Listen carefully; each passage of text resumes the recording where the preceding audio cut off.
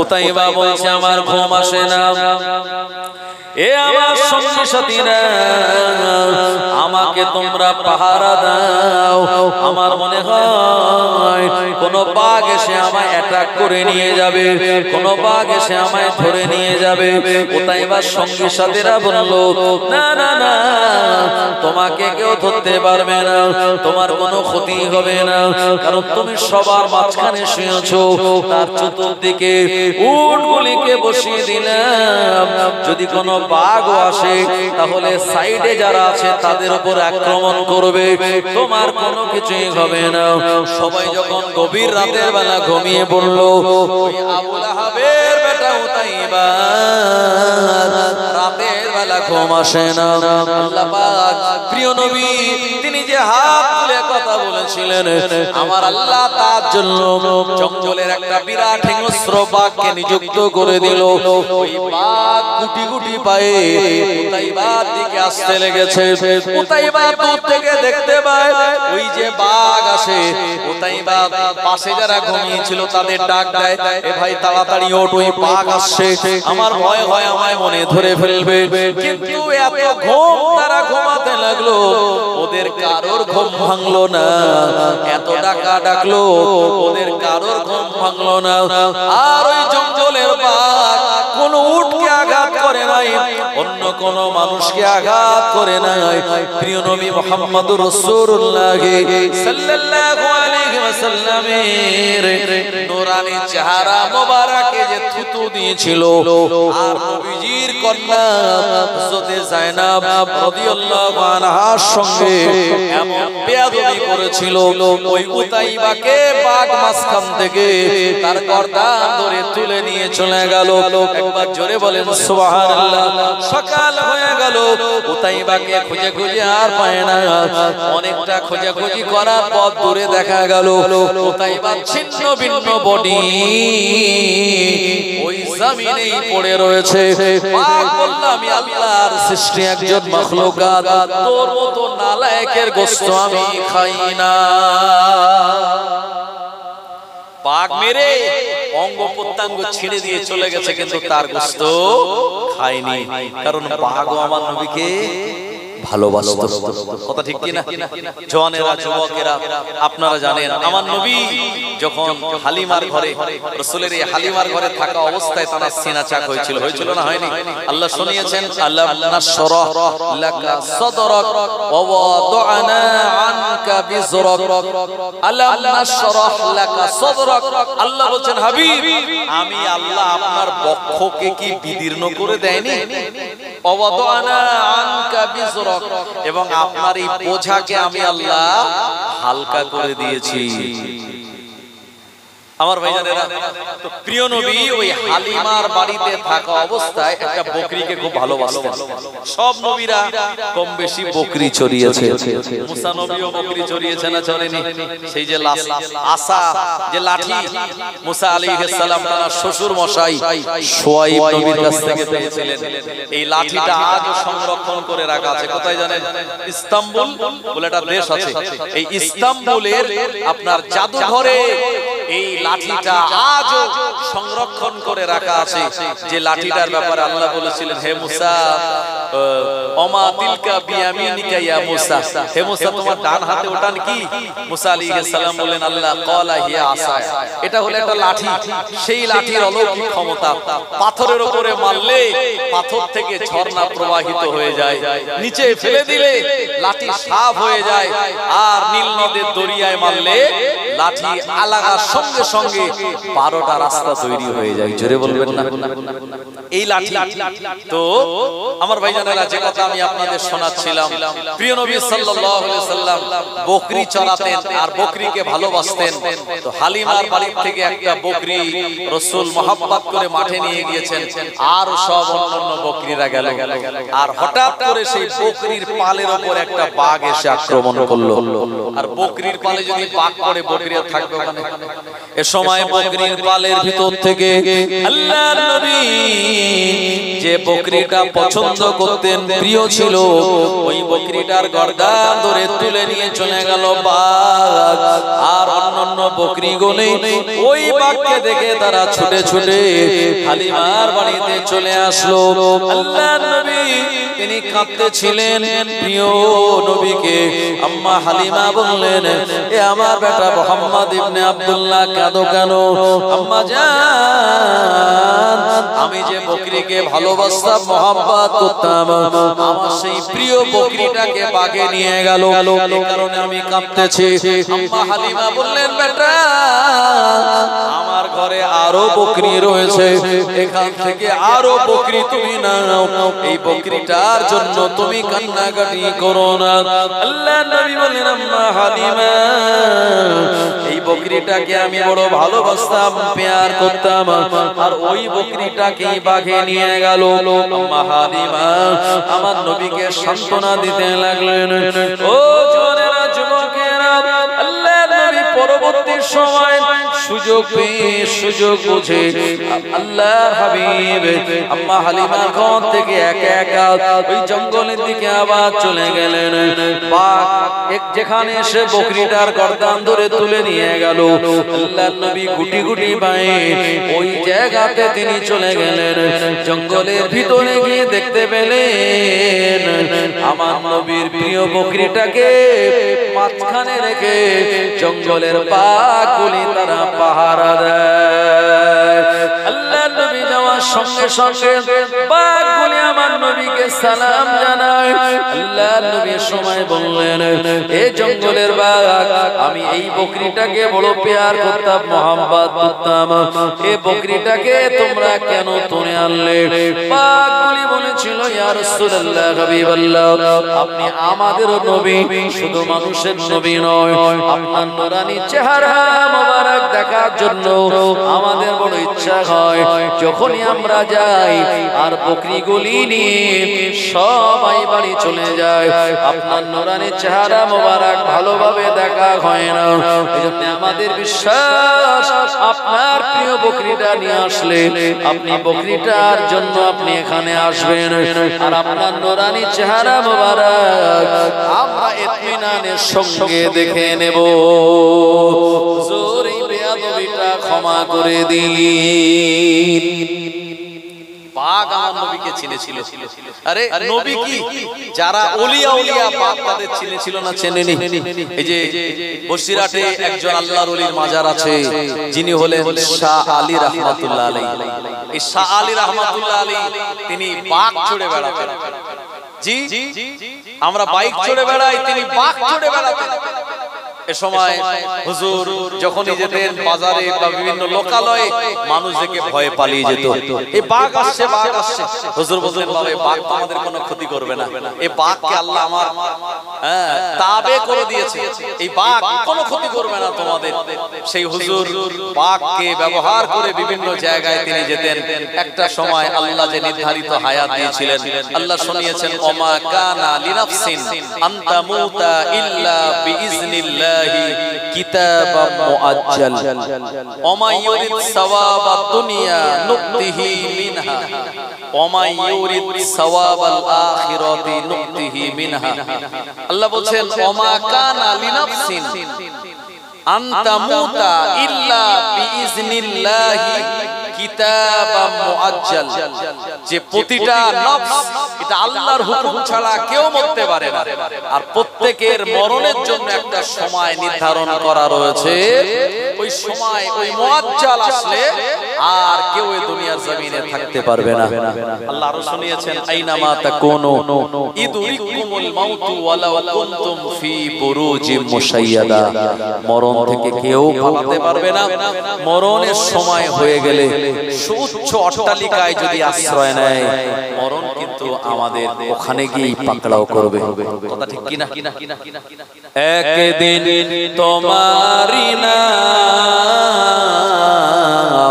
মসজিদে হবে এলান, একদিন তোমারি নাম মসজিদে হবে এলান। তৈরি থেকো, তৈরি রেখো কবরের মাল সামান, একদিন তোমারই নাম মসজিদে হবে এলান। বন্ধু স্বজন আত্মীয় পরিজন, বন্ধু স্বজন আত্মীয় পরিজন পরিয়ে তোমায় নতুন কাফন রেখে আসবে ওই কবরেতে, থাকবে না কেউ আপন, একদিন তোমারই নাম মসজিদে হবে এলান। দিন যায় রাত আসে, কমিতেছে হায়াত, চিন্তা করে দেখো সবে সামনে মওত, হাসি খুশি রং তামাশা ছাড়ি এখন করো সবে আল্লাহ আল্লাহ, থাকিতে জীবন। আমার ভাইজানেরা, এ সময় আল্লাহর ওলি ইন্তেকাল করলেন, পাক ও হুজুরের শোকে খাওয়া দাওয়া ছেড়ে দিল। 1-1.5 মাস পর্যন্ত বেঁচে ছিল, পানি খেলো না, খাদ্য খেলো না। হুজুরের শোকে পাক কাঁদতে কাঁদতে বাঘটাও মারা গেল। এলাকার লোক পায়ে দড়ি দিয়ে ভাগাড়ে ফেলে দেয়নি, ওই বাঘটাকে আদর করে গোসল করিয়ে কাফন পরিয়ে হুজুরের মাজারের পাশে বাঘটাকে কবর দিয়েছিল। কথা ঠিক কিনা? যারা আজও এই মাজার যায় তারা দেখে আসে যে শাহ আলী রাহমাতুল্লাহ আলাইহির মাজারের পাশে ওই বাঘের কবরটাও রয়েছে। জোরে বলেন সুবহানাল্লাহ। আমার ভাইজানেরা, নবী তো অনেক আলা দরওয়াজার মাকাম তানা, ওলিদের যদি বাঘ চিনতে পারে তাহলে আমার নবীকে কেন বাঘ সম্মান দেবে না? জওয়ানেরা, যুবকেরা, তাই সেই নবী সম্পর্কে আল্লাহ কোরআন ও মাজিদে শুনিয়েছেন, ইয়া আইয়ুহান নাবিয়্যু ইন্না আরসালনাকা শাহিদান ওয়া মুবাশশিরান ওয়া নাযীরা ওয়া দাঈয়ান ইলাল্লাহি বিইজনিহি ওয়া সিরাজাম মুনীরা। আল্লাহ বলেন, হে আমার প্রিয় নবী, আপনি হলেন ইন্না আরসালনাকা, আমি আপনাকে নিশ্চয়ই প্রেরণ করেছি শাহিদ, সাক্ষ্যদাতা করে, ও মুবাশশিরা, আপনাকে পাঠিয়ে দিলাম সুসংবাদদাতা করে, ও নাযীরা, এবং ভীতি প্রদর্শনকারী করে, ও দাঈয়ান ইলাল্লাহ, আর আপনি মানুষদিগকে আহ্বান করবেন আল্লাহ তাআলার রাস্তার দিকে, ও সিরাজাম মুনীরা, আপনি হলেন দুনিয়ার জমিনের জন্য উজ্জ্বলতম প্রদীপ। জোরে বলুন, আমার আল্লাহ তাআলার নবীকে অত্যন্ত ভালোবাসেন, মহব্বত করেন। ওই নবীর ভালোবাসায় মহব্বতে যখন আল্লাহ পাক তাআলার নবীকে ডাক দিয়েছেন, ইয়া মুহাম্মদ বলে কোন জায়গায় ডাকেন না।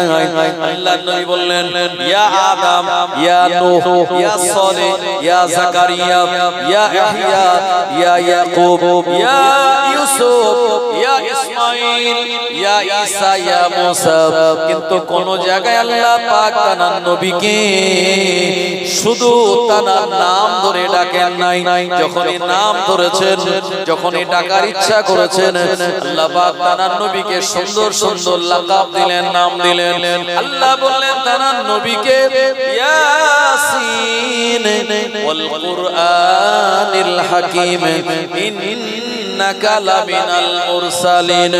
ইয়াসিন হলো আল্লাহ পাকের নাম নয়, ইয়াসিন হলো আল্লাহ পাকের দেওয়া তাআলার নবীর নাম। জোরে বলেন ইয়াসিন, এটাকে হরফে মুকাত্তার বলে। আর যদি কারো নাম রাখা হয় তখন লিখতে হবে ইয়া আলিফ জবর ইয়া, সিন নুন, সিন ইয়া নুন, ইয়া সিন। এই নাম কারোর রাখা যায়, এটা হলো নবীজির নাম। আল্লাহ বলেন ইয়াসিন, হে আমার প্রিয় নবী ইয়াসিন, ওয়াল কুরআনিল হাকীম, বিজ্ঞানময় কোরআনুল মাজিদের কসম। আল্লাহ যখন কোনো একটা ভালো কথা বলেন, মানে আল্লাহ পাকের সব কথাই তো ভালো মাশাআল্লাহ, কিন্তু যে কথাটা খুব দামি কথা, খুব দামি, এটা আল্লাহ পাক তখন তিনি কোনো কিছুর কসম করেন। আল্লাহ বলেছেন না ওয়াত্তিন, তিনের কসম, ওয়াজাইতুন, জাইতুন হলো একটা ফল, ওই ফলের কসম করেছেন আল্লাহ। ওয়াতুরি সিনিন, আর তুর পর্বতের কসম করেছেন। ওয়াহাযাল বালাদিল আমিন, নিরাপত্তার নগরী মক্কা শরীফের আল্লাহ কসম করেছেন। তাহলে কটার কসম করেছেন? চারটি জিনিসের, তিন, জাইতুন, তুর পর্বত আর মক্কা শরীফ, হাযাল বালাদিল আমিন, নিরাপত্তার নগরী। এই চারটির কসমকে আল্লাহ বলেছেন লাকাদ খালাকনাল ইনসানা ফি আহসানি তাকবীম, নিশ্চয় আমি আল্লাহ মানুষকে সুন্দর থেকে সুন্দরতম আকৃতিতে বানিয়েছি। জোরে বলেন। আমরা এখানে বসে আছি, কারোর সঙ্গে কারোর মুখের মিল আছে? জি, কারোর নাক একরকম, সব আলাদা আলাদা। আমাদের সবাই ঠোঁট, নাক, চোখ, কান আল্লাহ সব আলাদা আলাদা বানিয়েছেন।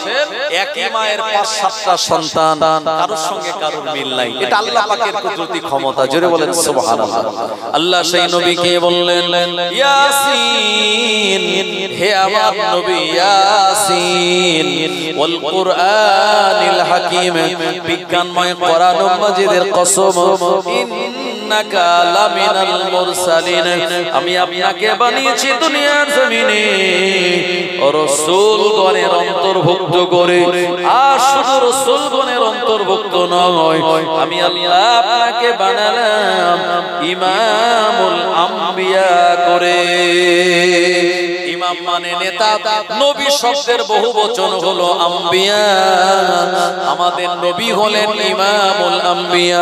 প্রিয় নবী কে আল্লাহ যখন ডাক দিয়েছেন, দ্বিতীয় সুন্দর করে নাম দিয়ে বললেন তাহা মা আনজালনা আলাইকাল কুরআনা লিতাশকা। তাহা হলো আল্লাহ পাকের দেওয়া তার প্রিয় নবীজির নাম। আল্লাহ বললেন তাহা, হে আমার নবী তাহা মা আনজালনা আলাইকাল কুরআনা লিতাশকা, আমি কোরআন মাজিদ আপনাকে ক্লেশার, কষ্ট দেওয়ার জন্য পাঠাইনি। আল্লাহ পাক তার নবীকে তৃতীয় নম্বর সুন্দর নাম দিয়ে বললেন ইয়া আইয়ুহাল মুজাম্মিল কুমিল লাইলা ইল্লা কলিলা। ও কম্বল আবৃতকারী নবী, আপনি উঠুন এবং রাতের কিছু অংশ আল্লাহর ইবাদত বান্দেগী করুন। আল্লাহর নবী গারে হেরাতে যখন জিবরাইল আলাইহিস সালাম চলে আসলেন, আল্লাহর নবীকে বললেন আসসালাতু ওয়াসসালামু আলাইকা ইয়া রাসূলুল্লাহ হাবিবাল্লাহ, হুজুর আপনি ইকরা, ও নবী আপনি পড়ুন। আল্লাহর নবী সেদিন বলেছিলেন মা আনা বিকারিন, আমি তো পাঠক নই।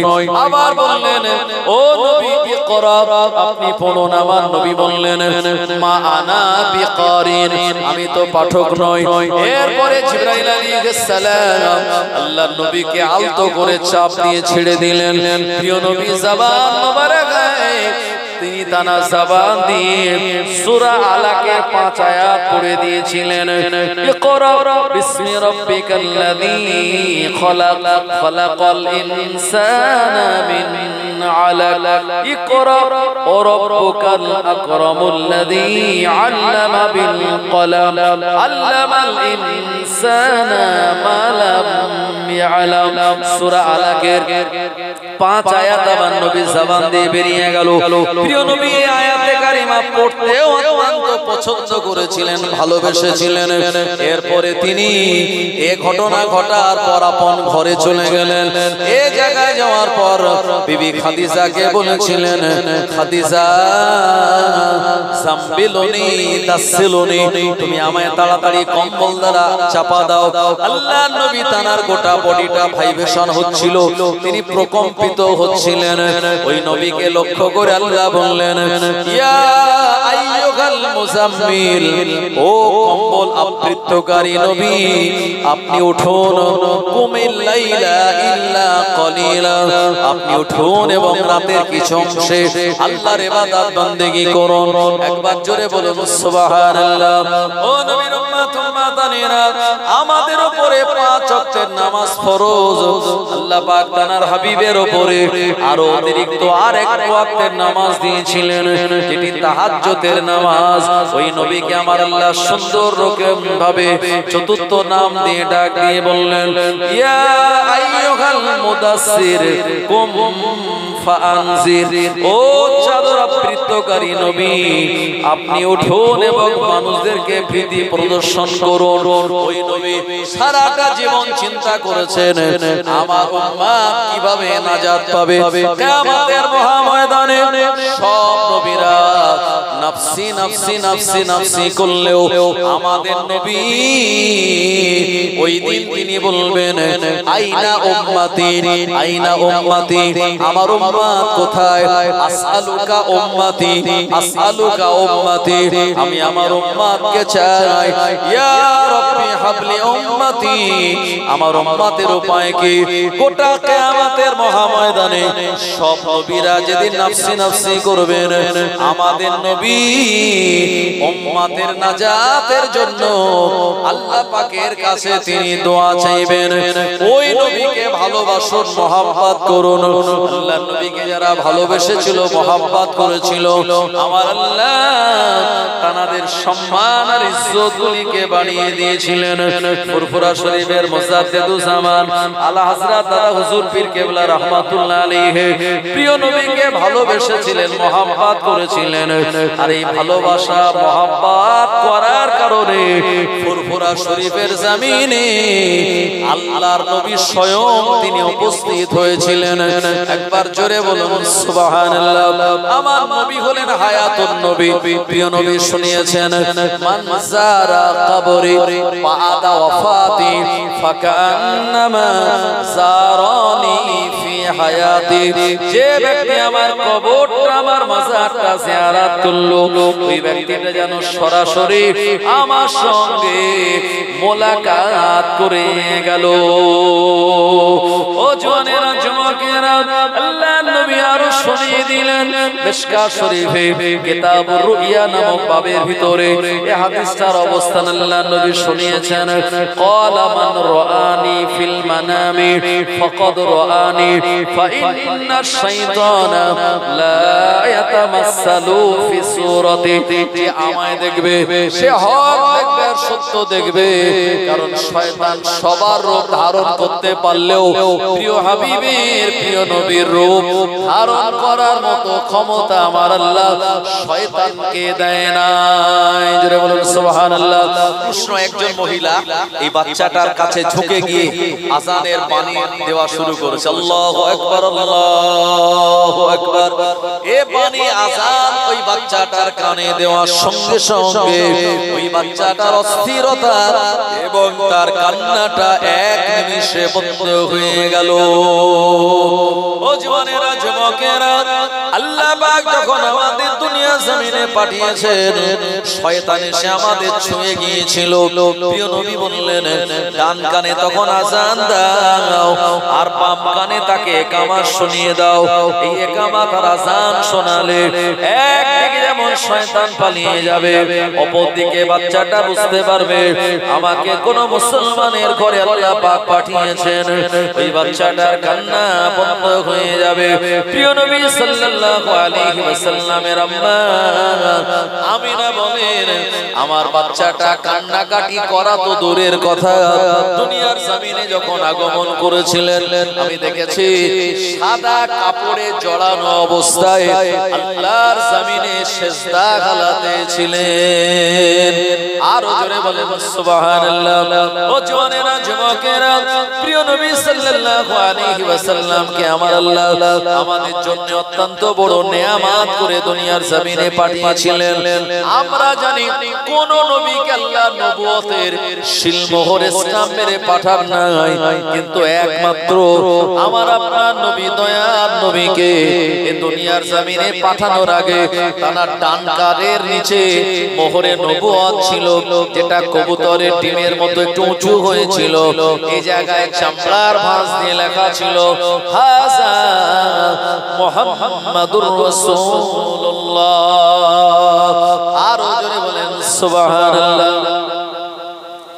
প্রিয় নবী সাল্লাল্লাহু আলাইহি ওয়াসাল্লামের আম্মা আমিনা বলছেন, আমি এই বাচ্চাটাকে সেজদা অবস্থায় আমি তাকে তুলে আমার কোলে নিলাম, তারপর একটা আওয়াজ আমার কানে আসলো। আওয়াজটা কি?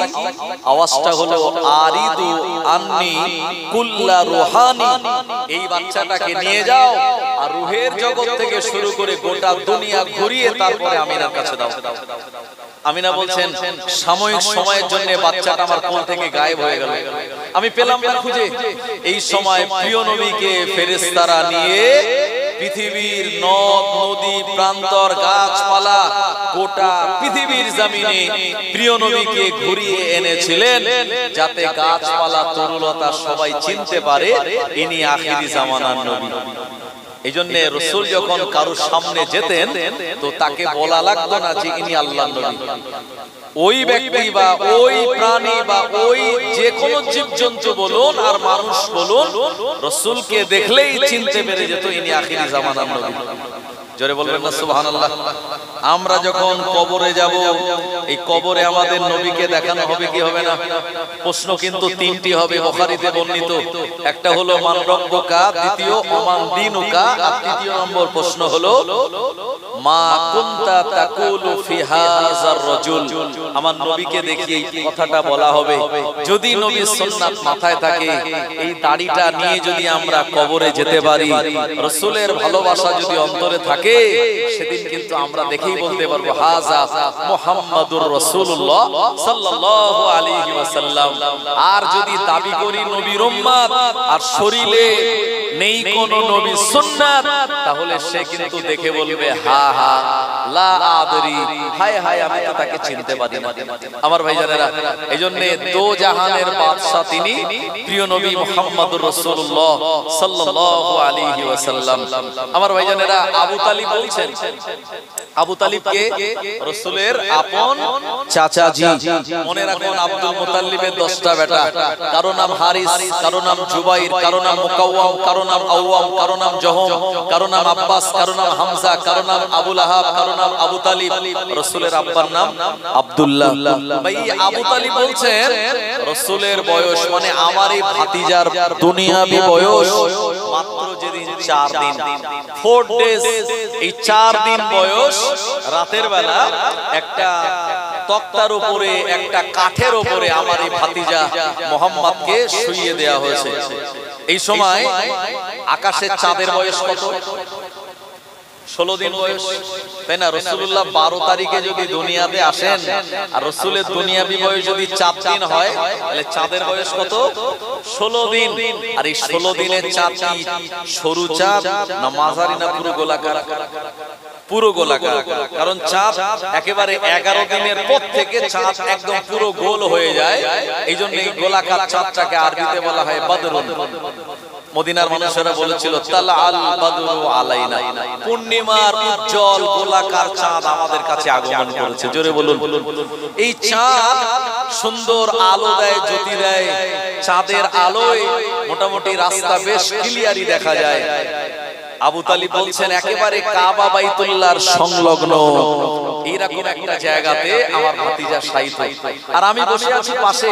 এই সময় হঠাৎ করে আমার চাঁদের দিকে নজর পড়লো। আবু তালিব বলছেন, আমি অবাক, এই চাঁদ যেন নড়ছে। আমি ভালো করে খেয়াল করে দেখছি, আমি কি ভুল দেখছি? না, ভুল তো দেখি না।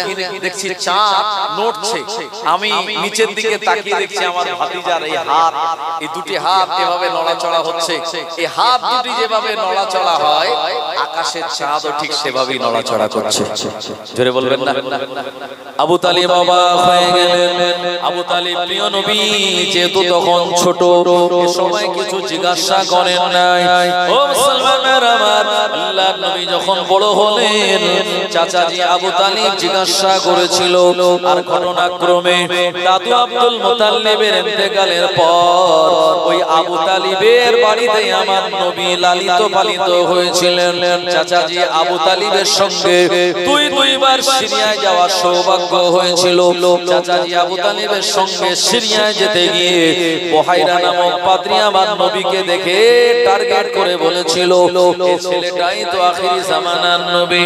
ও জওয়ানেরা, যুবকেরা, আবু তালিব আমার নবীকে জিজ্ঞাসা করে বলল, ও ভাতিজা মুহাম্মদ, তোমার যেদিন দুনিয়াবি বয়স 7 দিন এই ঘটনা ঘটেছিল, এই ঘটনাটা ঘটার কারণ কি একবার কি তুমি আমায় বলবে? আল্লাহর নবী মুচকে হেসে বলেছিলেন, চাচা জান, আন্নাল কামারা ইউগান্নিনি ওয়া ইউহাকিনি ওয়া ইয়ামনাউনি মিনাল বুকাই। চাঁদ আমায় কবিতা শোনাচ্ছিল, চাঁদ আমায় ছন্দ শোনাচ্ছিল, চাঁদ আমায় কান্না থেকে বিরত রাখতেছিল। চাচাজি, দুনিয়াতে আমার আব্বা ছিল না, আমার কোনো ভাই বোন নাই, আমার আল্লাহ আমার জন্য আকাশের চাঁদটাকে খেলনা বানিয়ে দিয়েছিল। আর জোরে বলেন সুবহানাল্লাহ। ওই নবীর হাতের ইশারা করলেন আর আকাশের চাঁদ তো দ্বিখণ্ডিত হয়ে গিয়েছিল। ও জওয়ানেরা, যুবকেরা, প্রিয় নবীকে আমার আল্লাহ রাব্বুল আলামিন যতগুলি মুজিজা দিয়েছিলেন, তার ভিতরে অন্যতম মুজিজা হলো শাক্কাল কামার, চাঁদ বিদীর্ণ হয়ে যাওয়া। ও তাসবিহুল হাসা, হাসা মানে হলো পাথর, হাজারুন মানেও পাথর, আর আরবিতে হাসা শব্দের অর্থ হলো পাথর। পাথরের কলমা পড়া। ও মাশিয়া শাজার, মাশিয়া মানে হলো চলা, শাজারুন মানে হলো গাছ। এই গাছের চলাও বিশ্ব নবীর মুজিজা। আল্লাহর নবী যখন ইস্তেনজা করার প্রয়োজন অনুভব করতেন, এ সময় যদি ময়দানটা ফাঁকা থাকতো, প্রিয় নবী আমার দূরের শাজারগুলিকে তিনি ডাক দিতেন, আর আল্লাহর নবীর হাতের ইশারা করার সঙ্গে সঙ্গে মাটি ফেড়ে গাছগুলি চলে এসে আল্লাহর নবীকে গার্ড করে দিত। প্রিয় নবী আদবের সঙ্গে ওই জায়গাতে তিনি ইস্তেনজা সেরে নিতেন। একবার জোরে বলুন সুবহানাল্লাহ। আমার ভাইজানেরা, এই প্রিয় নবীর মুজিজাগুলি আজও সিনিয়র মাদ্রাসার ক্লাস 10 এ আরবিতে আপনার খিতাবাতুল মুজিজা নামক একটা সুন্দর গল্প আছে। সেই গল্পের ভিতরে রাসূলুল্লাহর এই উত্তমতম এবং সবথেকে সুন্দর এই মুজিজাগুলি জিকির ওই কিতাবের ভিতরে করেছেন একজন লেখক, যার নাম হলো মুস্তাফা লুৎফি আল মালফালুতি সাহেব। আমার ভাইজানেরা, সেই প্রিয় নবীর উম্মত আমরা, আমাদের শান ও মান কত।